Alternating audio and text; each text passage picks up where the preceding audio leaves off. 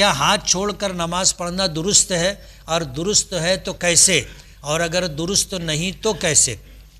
فرض نماز ہو یا سنت و نوافل ہو، ہمارے یہاں امام اعظم ابو حنیفہ رحمۃ اللہ علیہ کے یہاں، امام شافعی رحمۃ اللہ علیہ، امام احمد ابن حنبل رحمۃ اللہ علیہ کے یہاں قیام میں ہاتھ باندھنا سنت ہے۔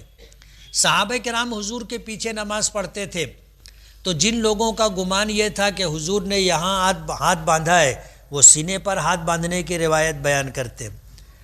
کچھ لوگ کہتے ہیں کہ سینے کے نیچے ہاتھ باندھتے تھے، کچھ لوگ کہتے ہیں کہ ناف کے نیچے ہاتھ باندھتے تھے۔ نبی کریم صلی اللہ علیہ وسلم عموماً چادر استعمال کیا کرتے تھے۔ اب آپ چادر استعمال کرتے تھے تو چادر کے اندر ہاتھ کہاں ہے؟ ہر دیکھنے والے نے اپنے گمان کے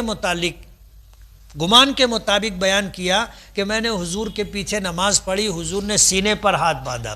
میں نے حضور کے پیچھے نماز پڑھی، حضور نے سینے کے نیچے ہاتھ باندھا۔ میں نے حضور کے پیچھے نماز پڑھی، حضور نے ناف کے نیچے ہاتھ باندھا۔ کسی نے کہا کہ میں نے حضور کے پیچھے نماز پڑھی، حضور نے ہاتھ کو چھوڑے رکھا۔ اس لیے ہاتھ باندھنا سنت ہے 3 اماموں کے نزدیک۔